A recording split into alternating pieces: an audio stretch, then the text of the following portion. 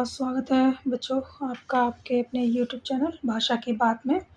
आज का पाठ है पाठ 8 गोस्वामी तुलसीदास द्वारा रचित कवितावली दोहावली। जैसा कि स्क्रीन पर दिखाई दे रहा है कि तुलसीदास जी का जन्म सन 1532 बांदा उत्तर प्रदेश जिले के राजापुर गांव में माना जाता है और प्रमुख रचनाएं इनके रामचरितमानस जो जन जन में भातृ प्रेम मानवता का संचार कर रहा है और जिसके लिए तुलसीदास जी को जाना जाता है। विनय पत्रिका, गीतावली, श्री कृष्ण गीतावली, दोहावली, कवितावली, रामाज्ञा प्रश्न और बहुत सारे इनकी इस तरह की ग्रंथ हैं जो कि मानव को मानव बनाने का प्रयास कर रहे। निधन इनका सन 1623 ईस्वी में काशी में इनका निधन हो गया था। चलते हैं पाठ की तरफ हम।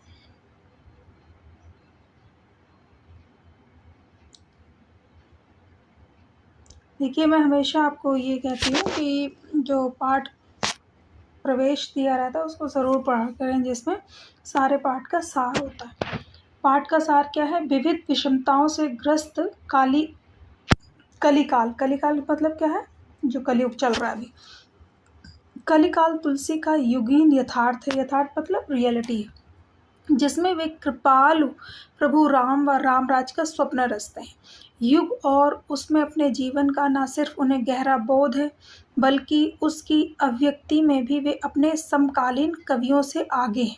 यहाँ पाठ में प्रस्तुत कवितावली के 2 कवित्व है और एक सवैया इसके प्रमाण स्वरूप है। पहले छंद किसवी किसान में उन्होंने दिखलाया है कि संसार के अच्छे बुरे समस्त लीला प्रपंचों का आधार पेट की आग का दारुण व गहन यथार्थ है, जिसका समाधान वे राम रूपी घनश्याम मेघ के कृपा जल में देखते हैं। इस प्रकार उनकी राम भक्ति पेट की आग बुझाने वाली यानी जीवन के यथार्थ संकटों का समाधान करने वाली है, साथ ही जीवन बाहव आध्यात्मिक मुक्ति देने वाली भी है।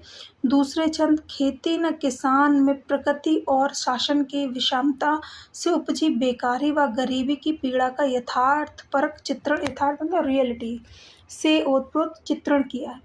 उसे शासन रावण से उपमित करते हैं। तीसरे छंद धूत कहो में भक्ति की गहनता और सघनता में उपजे भक्ति हृदय के आत्मविश्वास का सजीव चित्रण है, जिससे समाज में व्याप्त जात पात और धर्म के विभेदक गुराग्रहों के तिरस्कार का साहस पैदा होता है। इस प्रकार भक्ति की रचनात्मक भूमिका का संकेत यहाँ है, जो आज के भेदभावमूलक सामाजिक राजनीतिक माहौल में अधिक प्रासंगिक है।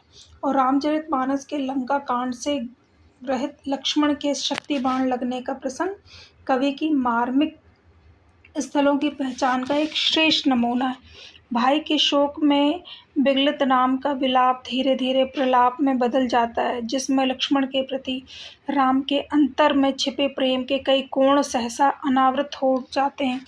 यह प्रसंग ईश्वरी राम का भी पूरी तरह से मानवीकरण कर देता है, जिससे पाठक अपने आप को जोड़ करके उसमें देखने का प्रयास करता है। अब क्या है कि काव्य मर्म से सीधे जुड़ाव हो जाता है और वह भक्त तुलसी के भीतर से कवि तुलसी के उभर आने और पूरे प्रसंग पर उसके छा जाने की अनुभूति करता है। इस घने शोक परिवेश में हनुमान जी का संजीवनी लेकर आ जाना कवि को करुण रस के बीच वीर रस के उदय के रूप में दिखता है और यह उपमा अद्भुत है और काव्यगत है।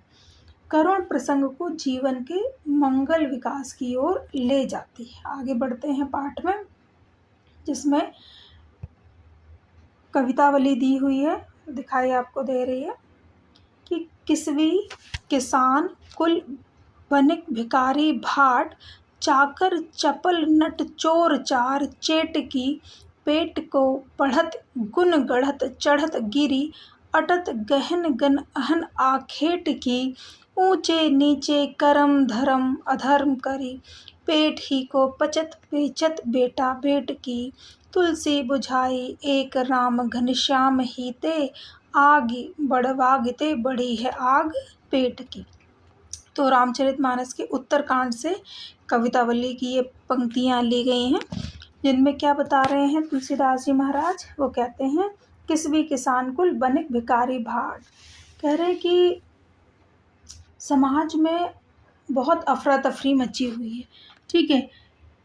मजदूर, किसवी मतलब मजदूर लोग, किसान तो समझते हैं आप, किसान के परिवार, बनिक मतलब वाणिज्य या व्यापार से जुड़े हुए लोग, भिखारी, भाट कहते हैं लोगों की स्तुतियाँ गा करके, मनोरंजन करके अपने लिए अर्निंग करना।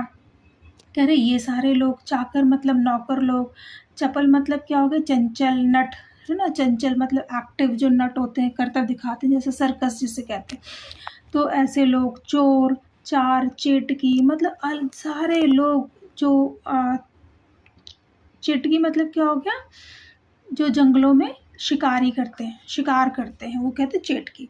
पेट को पढ़त मतलब सभी लोग अपने पेट को भरने के लिए, पेट को पढ़त गुण गढ़त चढ़त, कह रहे अपने पेट को भरने के लिए अपने गुणों के आधार पर, अपनी कैपेबिलिटी के आधार पर अपने अपनी तरीके से काम कर रहे हैं। कोई पर्वतों पे चढ़ता है अटत गहन, कोई अटत मतलब गहने घने वनों में, जंगलों में जा कर के शिकार करता। अहन आखेट की, आखेट की शब्द का मतलब है शिकार करना।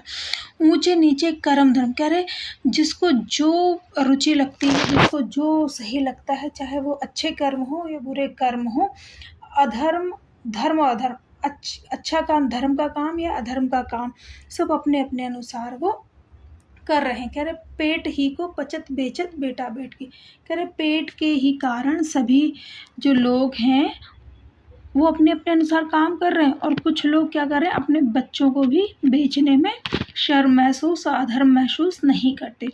अब क्यों, क्योंकि बहुत भुखमरी है, बहुत परेशान है लोग। कह तुलसी बुझाए एक राम घनश्याम ही थे, घनश्याम मतलब बादल। तुलसीदास किसके दास हैं, राम जी के दास हैं। वो क्या कहते हैं, राम नाम रूपी बादल या राम नाम रूपी मेघ ही इस आग को बुझा सकते हैं। कौन सी आग, भूख की आग, पेट की आग। आग ही बढ़वागते बड़ी है आग पेट की, कह रहे सारी आग से, चाहे जो जंगलों में लगने वाली आग हो, कोई सी भी आग हो, सबसे बड़ी आग पेट की आग होती है। दूसरा है, खेती न किसान को भिखारी को न भीख बली, बनिक को बनिज न चाकर को चाकरी, जीविका विहीन लोग सिद्ध मान सोच बस, कहे एक एकन सो कहाँ जाई का करी। वेदो पुराण कही लोको विलोकियत, साकरे सवै पे राम रावरी कृपा करी, दारिद दसानन दवाई दून दीन बंधु, दुरित दहन देख तुलसी हाहा करी। अब क्या कह रहे, इतनी अर्थव्यवस्था, इतना समय खराब है कि किसी के पास कुछ काम करने के लिए नहीं। जैसे खेती न किसान को, किसानों के पास खेती है लेकिन कर नहीं सकते, क्यों, क्योंकि अकाल पड़ा हुआ, सूखा पड़ा हुआ है, पानी नहीं है, कुछ भी नहीं है। और जब किसान नहीं धन अन्न उपजा पा रहे हैं, तो भिखारियों को कौन भीख देगा, सारे कार्य बंद हो गए। बनिक को बनिश मतलब बनियों के लिए, व्यापारियों के लिए कोई भी काम नहीं रह गया, क्योंकि व्यापार करने के लिए चीज़ें चाहिए ना, जैसे किसान जो उगाता है वही तो चाहिए, चाहे मसाले हो, चाहे दालें हो, चाहे अनाज हो, सब कुछ। तो व्यापारियों के पास कुछ नहीं काम करने के लिए। जब व्यापारियों के पास नहीं, चाकर को चाकरी, तो नौकर जो लोग हैं, नौकरी करने वाले जो लोग हैं, चाकर मतलब नौकरी करने वाले जो लोग हैं, नौकर जो लोग हैं, उनके पास नौकरी नहीं। जीविका विहीन लोग सिद्धमान सोच बस, मतलब जीविका विहीन, जीविका मतलब जीवन को चलाने के लिए अपने अपने अनुसार जो लोग काम कर रहे हैं, वो बस विचार कर रहे हैं कि हम कहाँ जाएं और क्या करें, क्योंकि कहीं भी जाएं सब जगह यही प्रॉब्लम है, यही परेशानी है। कहे एक एकन सो, एक दूसरे से सब लोग कह रहे हैं कहाँ जाएं क्या करें।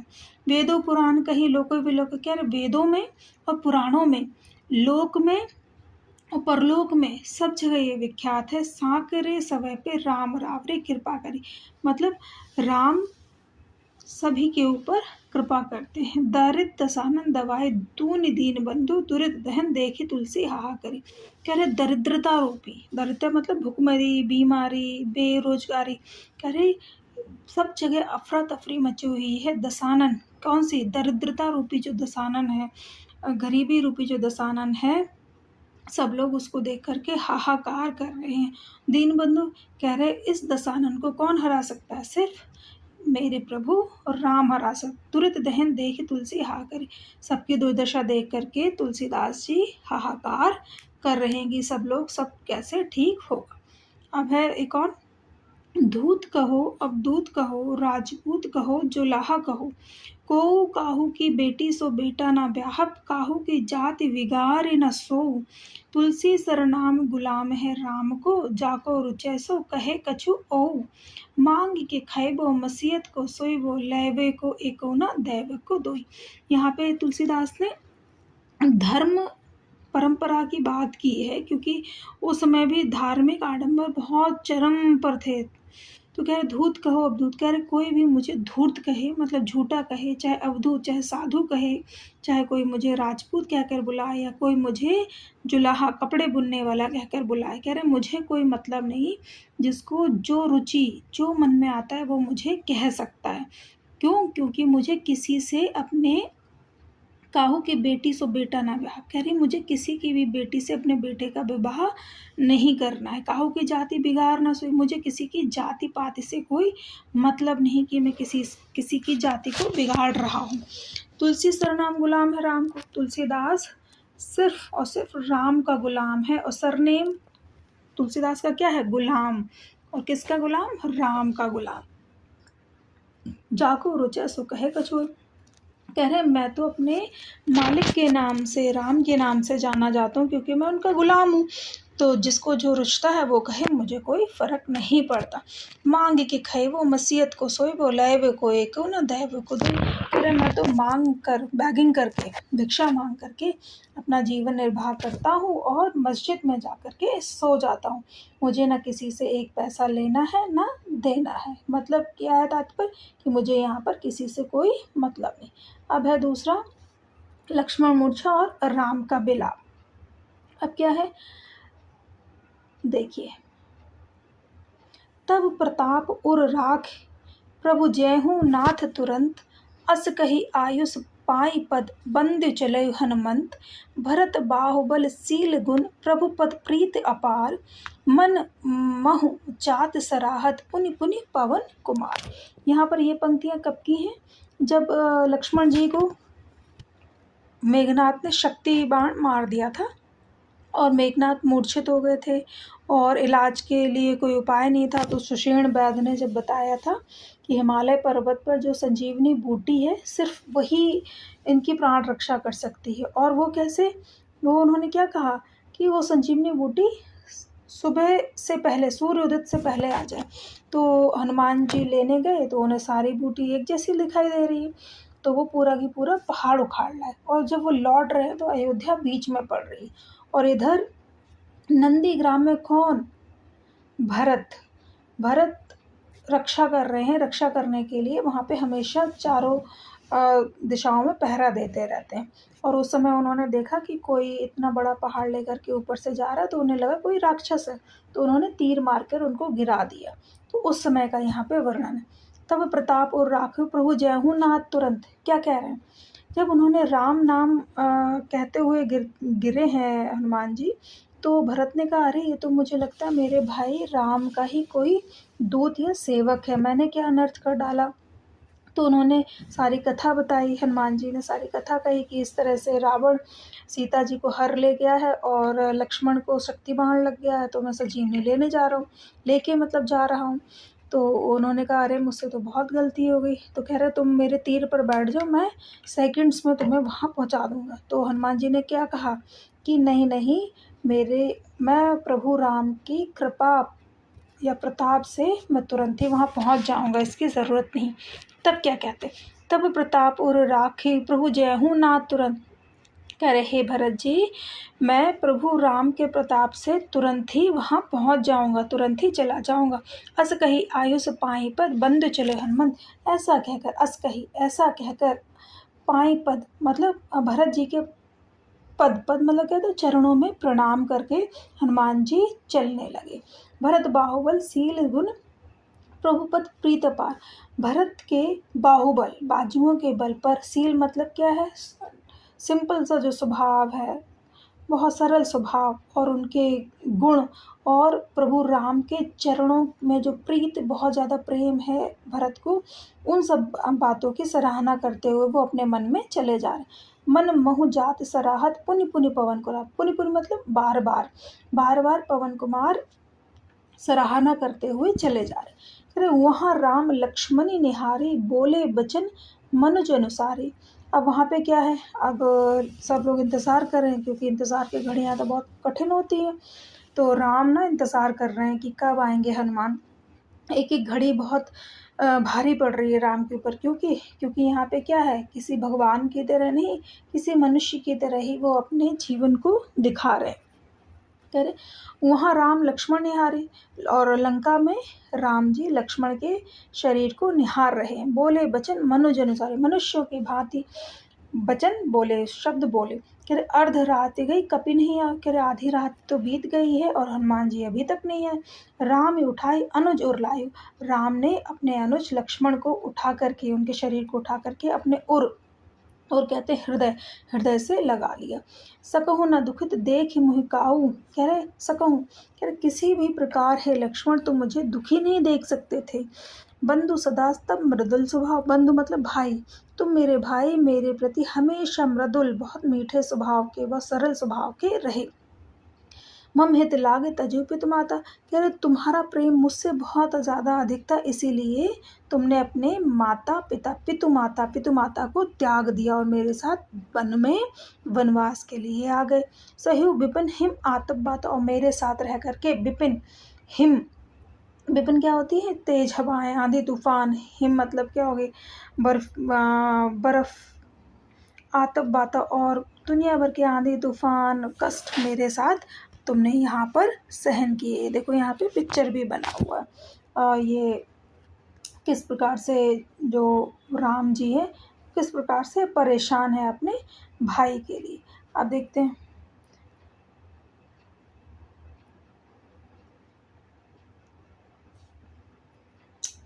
क्या कहते हैं भाई, उनके विचार कर रहे हैं कि ओके, सो अनुराग कहाँ अब भाई, उठो न सुनि मम बच विकलाई। हे मेरे भाई, वो अनुराग कहाँ चला गया, तुम उठते क्यों नहीं, उठ जाओ ना। जो जंतु बन बंधु बिछो, कह रहे अगर मैं जानता कि वन में जंगल में आकर के, बंधु मतलब भाई से मेरा बिछड़न हो जाएगा, मैं बिछड़ जाऊंगा। पितु वचन माने हूँ नहीं ओहू, तो मैं अपने पिता के वचनों को नहीं मानता। कह रहे सुत वित्त नारी भवन परिवार, कह रहे सुत मतलब किसे कहते हैं, पुत्र को। वित्त मतलब होता है धन दौलत, नारी मतलब स्त्री, और भवन मतलब घर। कह रहे ये सारी चीज़ें, तो कह रहे पुत्र मतलब संतान, और धन दौलत और स्त्री और घर और परिवार, ये तो हमेशा हमें मिलते ही रहते हैं। हो ही जग बार ही बार, कह रहे बार बार इस संसार में हमें मिल सकते हैं। अस विचार जिए जागो ताता, मिले ही न जगत सहोदर भ्राता, कह रहे मेरे भाई तुम्हारे जैसा सहृदय भाई मुझे नहीं मिल सकता, ऐसा विचार कर तुम जाग जाओ, तुम जागते क्यों नहीं। जथा पंख बिन खगति दीन, कह रहे जिस प्रकार से बिना पंख के जो पक्षी होता है वो बहुत ज़्यादा दीन हो जाता है, क्यों, क्योंकि वो उड़ नहीं पाता। मन बिनु फन करिबल कर ही ना, और जिस प्रकार से बिना फन के सांप और बिना सूंड के हाथी की दशा होती है, उसी प्रकार है मेरे भाई मेरी दशा हो गई है। असमम जीवन बंधु बिन तो ही जो जड़ दैव जीवावे, मुझे कह रहे जो मेरा भाग्य तुम्हारे बिना मुझे जीवन जीने के लिए प्रेरित करेगा, तो मैं कैसे जीऊँगा तुम्हारे बिना। और जय हूँ अवध कवन मुहलाई, और मैं अयोध्या अवधपुरी किस मुँह से जाऊँगा, क्योंकि अगर तुम जीवित नहीं होते तो। नारी हेतु प्रिय भाई गवाई, सब मुझे उल्हाना देंगे, सब मुझे बोलेंगे कि एक स्त्री के लिए मैंने अपने भाई को दांव पे लगा दिया। बरहु अपजस सहु जग माही, नारी हानि विशेष क्षति नाई, कह रहे बहुत अपजस संसार में लोग सहन करते रहते हैं, और लेकिन तुम्हें जो मैंने खो दूंगा तो मैं ये अपजस सहन नहीं कर पाऊंगा। और नारी हानि विशेष क्षति नाई, और नारी स्त्री की हानि कोई विशेष हानि नहीं है। अब अपलोक शोक सुत तोरा, कह रहे अब अपलोक, अपलोक मतलब बुराई और शोक मतलब दुख, कह रहे अब तुम्हारा बुराई और दुख जो संसार मुझे उलाहना देगा कि मैंने एक स्त्री के लिए तुम्हें गवा दिया, सही निठुर कठोर उर मोरा, अब मेरा हृदय कठोर हृदय ये सब चीज़ें सुनेगा संसार के लोगों से। निज जननी के एक कुंवर, तुम अपनी माता के एक ही पुत्र थे, तात तासु तुम प्राणाधारा, और तुम अपने तात तासु और तुम उनके प्राणों के आधार थे। सौंपे ही मोहि तुम्हें गही पानी, कह रहे उन्होंने मुझे तुम्हें सौंप दिया था कि मैं तुम्हारा अच्छी प्रकार से ख्याल रखूंगा, सब विध सुखद परम हित जाने, सब प्रकार से ख्याल रखूंगा, इसलिए तुम्हें सौंप दिया था। उत्तरव काहि देहु तहि जाई, अब मैं उनको क्या उत्तर दूंगा जा करके। उठ किन मोहि सिखाओ भाई, उठ जाओ ना मेरे भाई, मुझे सिखाओ किस प्रकार मैं उत्तर दूंगा माता पिता को जा करके और अयोध्या वासियों को। बहुविधि सोचत सोच विमोचन, बहुविधि मतलब बहुत प्रकार से सोच रहे हैं। स्रवत सलित राजीव जल लोचन, और कमल के नेत्रों के समान राम की आंखों से जल की धाराएं बहने लगी हैं, वो रोने लगे। उमा एक अखंड रघुराई, वहाँ पे उमा मतलब माता पार्वती शंकर जी से क्या कह रहे हैं कि अखंड रघुराई, अखंड मतलब जिसको विनाश नहीं किया जा, कह रहे अखंड रघुराई नर गति भगत कृपाल दिखाए, कह रहे मनुष्यों की तरह वो अपने आप को दिखा रहे हैं, जिससे कि सभी लोग क्या करें, सभी लोग मनुष्यों की भांति ही उन चीज़ों को सहन करें कि जो भगवान है, भगवान भी आकर के यहाँ पे मनुष्यों की भांति ही देख रहे हैं, तो क्या करेंगे।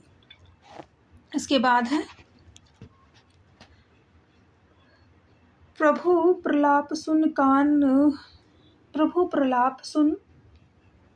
कान बिकल भय, बानर निकर आए गयु हनुमान जिम करुणामय वीर रस, कह रहे उसी समय हनुमान का आगमन होता है और ऐसा लगता है करुण रस में वीर रस प्रवेश कर गया हो। कह रहे हर श्री राम भेटे हनुमान, और जो सुषेण वैद्य थे उन्होंने लक्ष्मण जी को उपचार किया और वो जीवित हो गए। और हर्षि राम भेटे हनुमान, हर्षि मतलब बहुत खुश होकर के हनुमान जी को गले से लगाया राम ने। अति कृतज्ञ प्रभु परम सुजाना, और परम सुजाना मतलब सब कुछ जानने वाले, तीनों लोगों का ज्ञान रखने वाले प्रभु राम हनुमान जी का बहुत ही ज़्यादा ऋण मानने लगे, कृतज्ञ हो गए। तुरंत वैद्य तब कीन उपाय, और जो सुषेण वैद्य ने तुरंत ही उपचार किया। उठ बैठे लक्ष्मण हर्षाई, और लक्ष्मण हंसते हुए उठ करके बैठ गए जैसे कुछ हुआ ही नहीं था। हृदय लाए प्रभु भेटो भ्राता, और प्रभु राम ने अपने भाई लक्ष्मण को हृदय से लगा लिया, गले लगा लिया। हर्ष सकल भालु कपि भ्राता, कह रहे सभी पूरे बानर दल में हर्ष की लहर दौड़ गई, खुशी की लहर, सब उल्लासित हो गए, उत्साहित हो गए। कपि पुनि वैद्य तहाँ पहुँचावा, कपि ने मतलब हनुमान जी ने, पुनि मतलब पुनः दोबारा से वैद्य को जहाँ से लेकर के आए थे वहीं पहुँचा दिया। जेहि विधि वहीं ताई लई आवा, जिस विधि से लेकर के आए थे उसी प्रकार से उनको पूरे घर के सहित उठा के ले आए थे ना, तो घर के साथ उनको वापस पहुंचा दी। यह वृतांत दशानन सुने, यह बात को दशानन ने सुना। अति विषाद पुनि पुनि सिर धुने, और विषाद बहुत दुखी होकर के अपने सिर को धुनने लगा। व्याकुल कुंभकर्ण पही आवा, और फिर क्या व्याकुल होकर के परेशान होकर के कुंभकर्ण के पास आता है। विविध जतन कर ताहि जगह, और बहुत प्रकार से जतन कर प्रयास करते हो कुंभकर्ण को जगाने का प्रयास करने लगता है। अब क्या है, जागा निश्चर देखो कैसा, मानो काल देहि धर वैसा, कह रहे निश्चर में किसी रात को विचरण कर रहे, कह रहे निशाचर राक्षस ऐसे जागा जैसे लग रहा था काल खुद देह शरीर को रख करके सामने उपस्थित हो गया हो। कुंभकर्ण बूझा, कहूँ भाई, बूझा मतलब पूछा। कुंभकर्ण ने पूछा कैसे हो भाई, काहे तब मुख रहे सुखाए, तुम्हारा मुंह क्यों सूखा हुआ है, तुम क्यों परेशान हो। कथा कही तब तेहि अभिमानी, जेहि प्रकार सीता हर आनी, कह रही तब कुंभकर्ण को सारी कथा सारी कहानी बता दी कि सीता जी को किस प्रकार से तू हर करके मैं ले आया था। तात कपिन सब निश्चर मारे। वो क्या बताता है, हे मेरे भाई, तात मतलब भाई, सारे कपिन मतलब बानरों ने सब राक्षसों को मार डाला है। योद्धा संगारे, महान महान हमारी सेनाओं के योद्धाओं को मार डाला है। दुर्मुख, कौन कौन से महान योद्धा है? दुर्मुख है, सुर रिपु है, मनुजहारी। मतलब दुर्मुख मतलब क्या हो गए? जिनके दो दो मुख है। सुर रिपु मतलब देवताओं से झगड़ा करने वाले, और मनुज मतलब मनुष्यों को खाने वाले। भट्ट अतिकाय अकंपन भारी, भट्ट अतिकाय मतलब बड़े बड़े शरीरों वाले, अकंपन भारी शरीर, और पृथ्वी पर चले तो पृथ्वी कंपायमान हो जाए ऐसे। अपर महोदक आदिक वीरा परे समर, मही सब रणधीरा। कह रहे महान महान सारे राक्षस रण में पड़े हुए हैं, सब मारे गए। तो फिर क्या हुआ? फिर क्या बताते हैं? रावण अपने भाई कुंभकर्ण को, और क्या कहते हैं कि सारी चीज़ें तो उन्होंने बता दी। अब वो क्या कह रहे हैं? सुनि दसकंधर बचन तब कुंभकर्ण बिलखान, जगदम्बा हरि आने अब सठ चाहत कल्याण। सारी बातें सुन करके फिर कुंभकर्ण बहुत ज़्यादा परेशान हो गया, और क्या कहने लगा कि जगदम्बा, जगदम्बा मतलब क्या है? माँ को तो तुम हर लाए हो और अब कल्याण चाहते हो, जो कि कभी नहीं हो सकता। इस तरह का विचार किया। ये है आपका पाठ। बीच बीच में कुछ स्लाइड्स बार बार इस तरह से हो जाती थी। प्रश्नोत्तरी, अगर कुछ कन्फ्यूज़न हो तो पूछ सकते हैं आप लोग। कवितावली में उद्धृत छंदों के आधार पर स्पष्ट करें। तुलसीदास को अपने युग की आर्थिक विषमता की अच्छी समझ थी। जाहिर सी बात है, आर्थिक समझ थी, तभी तो उन्होंने लिखा है कि भूख प्यास से सभी लोग परेशान हैं, किसी के लिए व्यापार के लिए कुछ नहीं है। इस तरह से वर्णन किया गया है। ठीक है, थैंक यू फॉर वॉचिंग।